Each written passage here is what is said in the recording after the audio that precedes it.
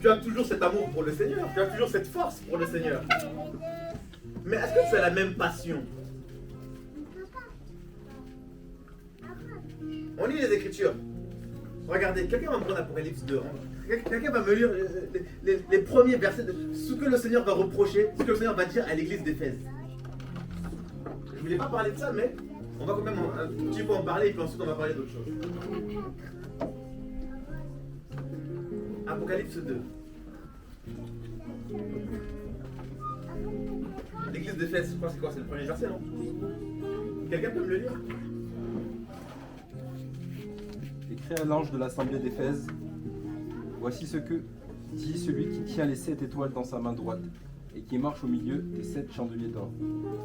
Je connais tes œuvres et ton travail et ta persévérance. Top!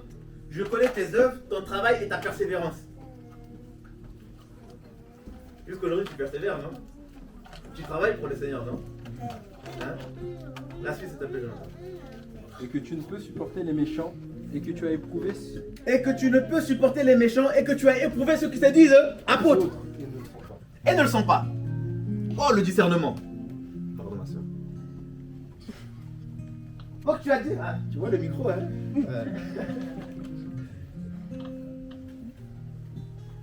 Relis un peu ce passage, c'est fort ça quand même. Hein? Je connais tes œuvres et ton travail et ta Je persévérance. connais tes œuvres, ton travail et ta persévérance. Et que tu ne peux supporter les méchants Et que tu ne peux supporter les méchants. et que tu as éprouvé ceux qui se disent apôtres et Et ne le que sont tu as pas. éprouvé ceux qui se disent apôtres et qui ne le sont pas. Waouh! Quelle qualité! La suite, s'il te plaît, Jonathan. Et que tu les as trouvés menteurs. Et que tu as trouvé menteur. Ensuite, Verset 3. Et que tu as supporté et que tu as eu de la persévérance et que tu as travaillé dur pour mon nom et que tu ne t'es pas lassé. là, c'est le Seigneur qui parle, hein? C'est pas un homme. Hein? L'ange de cette église reçoit le témoignage de la part de Yahushua, le Seigneur.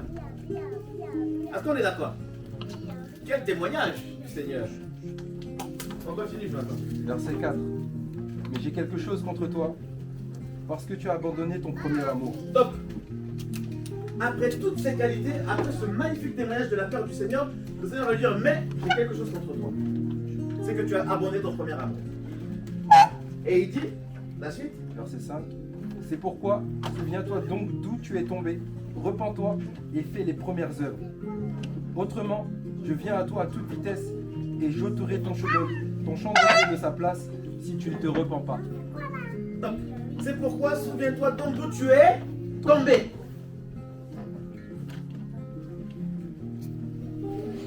Pourtant, il a reçu un magnifique témoignage. Pourtant, je suis sûr que cet ange devait se dire que là, la manière comment je travaille pour le Seigneur, je suis bien.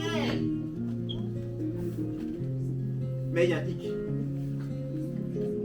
C'est qu'il a abandonné son premier amour. Alors, il est important de chaque jour s'examiner soi-même pour savoir si nous sommes encore dans la foi. Pour savoir si cette passion encore dans ton cœur là brûle comme au départ. Parce que le premier amour là, c'est l'amour que tu rencontres en premier. D'abord, on parle du premier amour. Or, ce qui nous a changé, ce qui nous a touché, c'est l'amour du Seigneur. Donc, si la passion que tu avais au départ n'est plus, bien qu'il y ait des choses qui ont été bâties en toi, les dons, etc., il faut que tu reviennes à la base.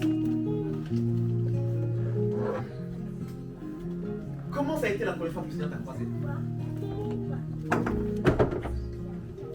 Il vient pour la première fois, il te touche, tu es tellement touché que tu abandonnes tout, mais tout.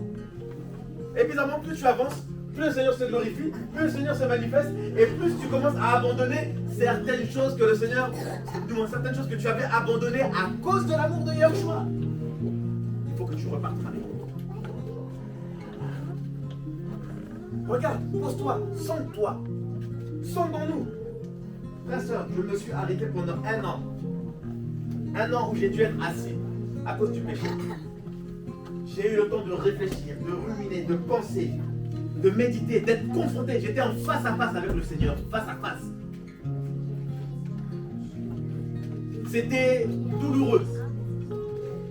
Parce que je me suis dit, en plus, avec toutes ces années de conversion, on arrivait à là.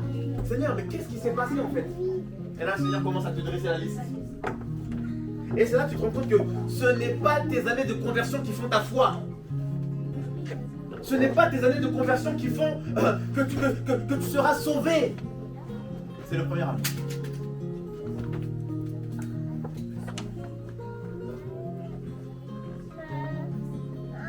Je me suis converti, j'étais jeune. Très jeune. En 2006. On est en quelle année aujourd'hui?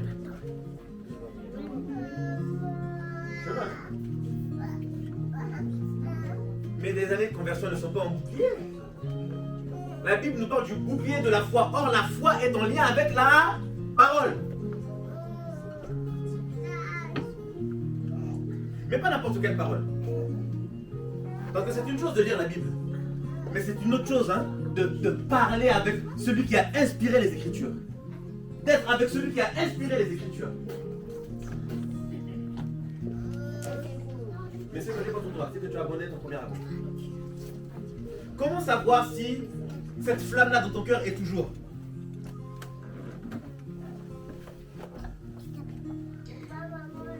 La manière comment tu vas te comporter avec tes frères et sœurs déterminera en fait si réellement tu es dans le premier amour.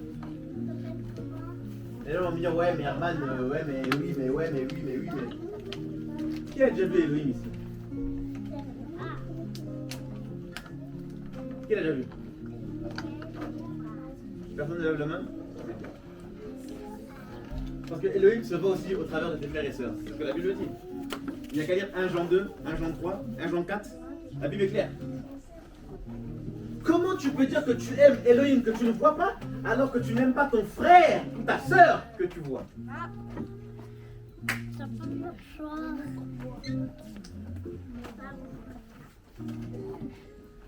Lorsque vous allez dans le grec, parce que nous on aime bien le grec et l'hébreu, tout ça là, parce qu'on est tellement gonflé de connaissances. Le mot utilisé pour parler de l'amour ici, c'est amour qui peut se traduire par tout simplement amour. Donc on aime bien parler de l'amour inconditionnel. Oui. Ça veut dire amour fraternel.